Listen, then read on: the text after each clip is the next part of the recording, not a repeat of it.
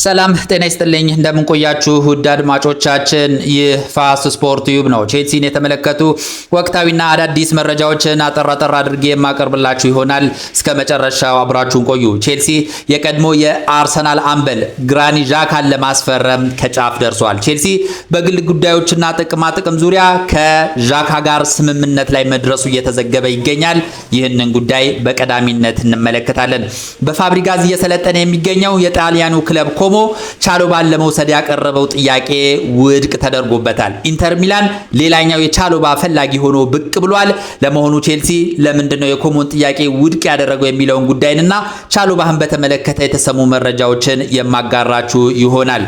ሊያም ዴላፕ ለኤቨርተን ለመፈረም ከጫፍ መድረሱ እየተዘገበ ይገኛል። የኤቨርተን ኃላፊዎችና ባለስልጣናት በግል ጥቅምና በግል ጉዳዮቹ ዙሪያ ከሊያም ዴላፕ ጋር ስምምነት ላይ ለመድረስ ከጫፍ እንደደረሱ እየተዘገበ ይገኛል። ሊያም ዴላፕን በተመለከተ እንደዚሁ እየወጡ ያሉ መረጃዎችን እንመለከታለን። ቼልሲ ፉትቦል ክለብ የክሪስታል ፓላሱን ተከላካይ ማክሰንስ ላክሮሰንን ለማስፈረም የሚያደርገውን እንቅስቃሴ አጠናክሮ ቀጥሏል። ስለ ማክሮን ላክሰንስ በተመለከተ የተሰሙ መረጃዎች እንደዚሁ የማጋራችሁ ይሆናል። ሌሎች ቼልሲን የተመለከቱ መረጃዎች እንደዚሁ እንደየቅደም ተከተላቸው የማቀርብላችሁ ይሆናል። እስከ መጨረሻው አብራችሁን ቆዩ።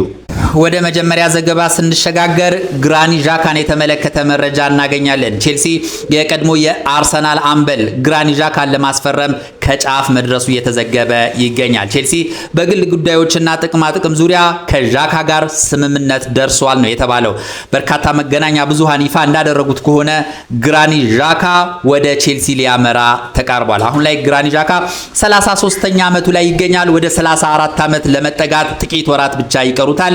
ይህ የሰንደርላንድ የመሃል ክፍል ተጫዋች የሆነው ግራኒት ዣካ ከዚህ በፊት በባየርን ሊቨርኩሰን ቤት በዣቪ አሎንሶ ስር እንደሰለጠነ ይታወቃል። ያንን አጋጣሚ የተጠቀመው ዣቪ አሎንሶ ወደኔ ብትመጣ የኔ የቼልሲ ፕሮጀክት አካል ትሆናለህ፣ በቂ የመሰለፍ እድልም እሰጥሃለሁ ብሎ ዣቪ አሎንሶ ያሳመነው በመሆኑ ወደ ቼልሲ ለመምጣትና ለቼልሲ ለመፈረም ኦልሞስት በግል ጉዳዮች ዙሪያ ላይ ከስምምነት ላይ መድረሳቸው ነው የተዘገበው። አሁን ቼልሲ የሚቀረው ከሰንደርላንድ ጋር ስምምነት ማድረግ ብቻ ነው። ሰንደርላንድ ለዚህ ተጫዋች ከ25 እስከ 30 ሚሊዮን ፓውንድ ያህል እንደሚፈልግ ነው የተገለጸው። ቼልሲም የተጠየቀውን ገንዘብ በመክፈል ግራኒት ዣካን ወደ ስታንፎርድ ብሪጅ ያመጣል ተብሎ ይጠበቃል። አጠቃላይ እንግዲህ ወደ 23 ሚሊዮን ፓውንድ ያህል ቼልሲ የመክፈል ፍላጎት አለው ተብሏል። ስለዚህ ይህን ያህል ገንዘብ የሚከፍል ከሆነ ግራኒት ዣካ ወደ ቼልሲ የመምጣቱ ነገር ኦልሞስት የተረጋገጠ ነው ብሎ መናገር ይቻላል። ቼልሲ ያለበትን ክፍተት ለመሙላት የተለያዩ አማራጮችን እየተጠቀመ ይገኛል። በተለይ ከዚህ በፊት የነበረውን ትሬድ በማሻሻል ወጣቶችንና ታዳጊዎችን ብቻ ያስፈርም የነበረው ቼልሲ አሁን ላይ ግን ልምድ ያላቸውና ብቃታቸው የተረጋገጡ በፕሪሚየር ሊግ የተፈተኑ ተጫዋቾችን ወደ ስታንፎርድ ብሪጅ የማምጣት ከፍተኛ ጉዞ ላይ ይገኛል። በዚህም እንግዲህ ግራኒት ዣካን የግሉ ለማድረግ ከስምምነት ላይ ደርሷል። ግራኒት ዣካ ከዚህ ቀደም የአርሰናል ተጫዋች እንደነበረ ይታወቃል። አርሰናልን በአምበልነት ጭምር የመራ አስደናቂ የመሃል ክፍል ተጫዋች ነው። ይህንን ተከትሎ ይመስላል በበርካታ መገናኛ ብዙሃንና በማህበራዊ ሚዲያዎች ስንመለከት የአርሰናል ደጋፊዎች ተቃውሟቸውን ዣካ ላይ ያሰሙ ይገኛሉ። ወደ ቼልሲ ወደ ተቃራኒ ክለብና በጣም ወደ ሚፎካከረንና ይሄ ለንደን ላይ በጣም ተፎካካሪያችን ለሆነ ክለብ መፈረም የለበትም የሚሉ ድምጾች እየተሰሙ ይገኛሉ። በየማህበራዊ ሚዲያው የአርሰናል ደጋፊዎች ዣካን ያብጠለጠሉት ይገኛሉ። ከተቻለ ባይሄድ ጥሩ ነው፣ ሐሳቡን መቀየር አለበት የሚሉ ድምጾች እየተሰሙ ይገኛሉ። ግራኒት ዣካ እንግዲህ ይህንን የአርሰናል ደጋፊዎችን ተቃውሞና ትችት ፈርቶ ሊመለስ ይችላል ወይስ ወደ ስታንፎርድ ብሪጅ በዣቪ አሎንሶ ስር ለመጮት ይመጣል የሚለው ነገር በጉጉት የሚጠበቅ ይሆናል። በእርግጥ ከዚህ በፊት ቼልሲ በርካታ የቼልሲ ወሳኝ ተጫዋቾችን ለአርሰናል መስጠቱ ይታወቃል። አሁን ደግሞ ቼልሲ ከአርሰናል ለማስፈረም ሲል ለምን በዚህ መልኩ ተቃውሟቸውን እንዳቀረቡ የአርሰናል ደጋፊዎች ግልጽ አይደለም። ያም ሆነ ይህ እንግዲህ የአርሰናል ደጋፊዎች በግራኒት ዣካ ወደ ቼልሲ መምጣት ብዙም ደስተኛ አይደሉም። በቀጣይ የሚሆነውን አብረን የምንመለከት ይሆናል። ወደ ቀጣይ ዘገባ ስንሸጋገር ቻሉባህን የተመለከተ ዘገባ እናገኛለን። በፋብሪጋዝ የሚሰለጥነው የጣሊያኑ ክለብ ኮሞ ቻሉባህን ለመውሰድ ያቀረበው ጥያቄ በቼልሲ በኩል ውድቅ ተደርጎበታል። ኮሞ ያቀረበው አጠቃላይ ዋጋ 25 ሚሊዮን ፓውንድ ነበር። ነገር ግን ቼልሲ ቻሉባህን ለሚያስፈርም የትኛውም ክለብ የለጠፈበት ዋጋ 40 ሚሊዮን ፓውንድ ነው። በዚህም እንግዲህ ኮሞ ቼልሲ የሚፈልገውን 40 ሚሊዮን ፓውንድ ለመክፈል ፈቃደኛ ባለመሆኑና 25 ሚሊዮን ፓውንድ ያህል ይፋዊ ጥያቄ በማቅረቡ ቼልሲ የኮሞ ጥያቄን ቀጥታ ውድቅ አድርጎበታል። ኮሞም ተጨማሪ የገንዘብ ማሻሻያ ሊያደርግ ይችላል የሚለው ጉዳይ በቀጣይ የሚታወቅ ይሆናል። ነገር ግን እስካሁን ባለው ሁኔታ ኮሞ ያቀረበው 25 ሚሊዮን ፓውንድ በቼልሲ ውድቅ ተደርጎበታል። ሌላው የጣሊያን ክለብ እንደዚሁ የቻሉባ ፈላጊ ሆኖ ብቅ ብሏል። ኢንተር ሚላን ሌላኛው ቻሉባህን የሚፈልግ ክለብ ሆኗል። እንግዲህ ለቼልሲ ይፋዊ ጥያቄ ያቀርባል ተብሎ ይጠበቃል።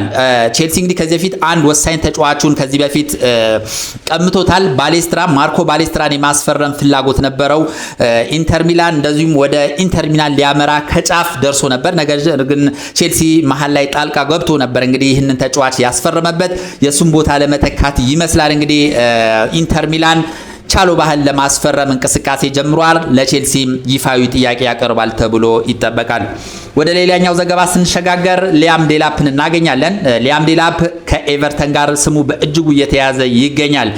የኤቨርተን ኃላፊዎችና ከፍተኛ ባለስልጣናት ሊያም ዴላፕ ጋር በግል ጉዳዮችና እንደዚሁም በጥቅማ ጥቅሞች ዙሪያ ላይ እየተወያዩ እንደሆነና በሰዓታት ወይም ደግሞ በቀናት ውስጥ ስምምነት ላይ ይደርሳሉ ተብሎ ይጠበቃል። ቼልሲ ለሊያም ዴላፕ የጠየቀው አጠቃላይ የገንዘብ መጠን ከ30 እስከ 40 ሚሊዮን ፓውንድ ይደርሳል።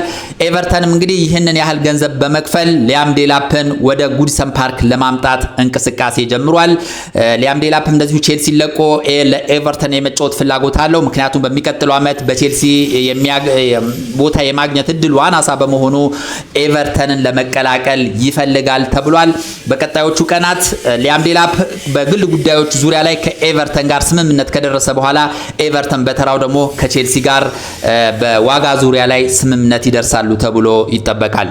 የዴላፕ ፈላጊ ኤቨርተን ብቻ አይደለም፣ ቶትንሃም የልጁ ፈላጊ ነው። ኒውካስትል እንደዚሁ ሊያም ዴላፕን ይፈልጋል። ነገር ግን አሁን ላይ እንግዲህ የተሻለ የማስፈረም እድል ያለው ኤቨርተን እንደሆነና ሊያም ዴላፕም ወደ ኤቨርተን የማቅናት ፍላጎት ያለው በመሆኑ ከኤቨርተን ኃላፊዎች ጋር ድርድር እያደረገ ይገኛል።